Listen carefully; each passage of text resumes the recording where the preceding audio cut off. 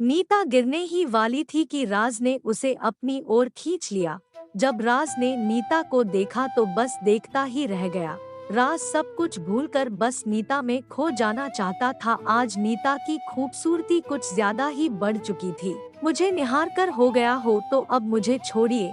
नीता की ये बात सुनकर राज अपने होश में आया और उसने नीता को खुद से दूर कर लिया। तुम मेरे कमरे में क्या कर रही हो? चोरी करने आई हो? राज ने पूछा। चोरी करने के बारे में अभी तक सोचा नहीं था, लेकिन आपका प्लान बुरा नहीं है, नीता ने कहा और वहां से जाने लगी। तभी राज ने रूम का दरवाजा बंद किया और नीता के करीब बढ़ने लगा। राज को ऐसे अपने करीब बढ़ता देख नीता ने कहा, आप ये क्या कर रहे हैं? दरवाजा क्यों बंद किया? आपके दिमाग में चल क्या रहा है? आप मेरा फायदा उठाने की सोच रहे हैं? अगर ऐसा कुछ सोच रहे हैं तो मैं। इसके आगे नीता कुछ बोल पाती। राज ने उसके ओंठों पर अपनी उंगली रखते हुए कहा, अगर एक और शब्द भी आगे कहा ना तो तुम्हें अब डेमो दूंगा। जिसके बारे में तुम सोच रही हो। राज ने नीता के बाल, जो कि जुड़े में बंधे हुए थे, उन्हें खोल दिया। उसके अगले ही पल नीता के बाल उसके कंधे से होकर उसके कमर तक लहरा रहे थे। राज ने नीता के कानों में कहा, वैसे मैं ये कहना तो नहीं चाहता, लेकिन आज तुम कुछ ज्यादा ही सुंदर दिख रही हो। हम पार्टी में जा रहे हैं, वहाँ सबकी नजरें ठीक नहीं होंगी। तुम्हारा गाउन ऑफ शोल्डर है। मैं नहीं चाहता कि तुम्हें पार्टी में कोई गलत नजर से देखे, इसलिए बाल खुले ही छोड़ना। इस बार प्यार से समझा रहा हूँ। अगर बात नहीं मानी ना तो तुम्हें कमरे में बंद करके अकेला पार्टी के लिए चला जाऊंगा। नीता को विश्वास नहीं हो रहा था कि अभी अभी राज ने उसे कॉम्प्लीमेंट दी थी। राज को अपने इतना करीब देखकर नीता का दिल जोरों से धड़कने लगा। राज नीता से दूर हुआ और कमरे के बाहर चला गया।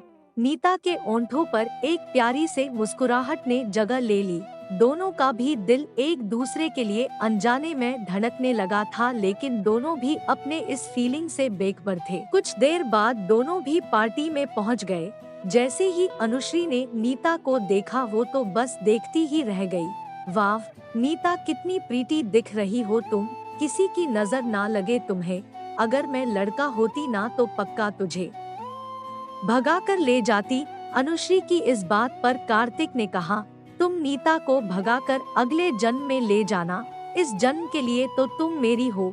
थैंक्स अनु, तुम भी कम सुंदर नहीं दिख रही। नीता ने कहा, अच्छा अब चलो प्रीटी गर्ल्स पार्टी एंजॉय करते हैं, कार्तिक ने दोनों से कहा और उन्हें अंदर ले गया।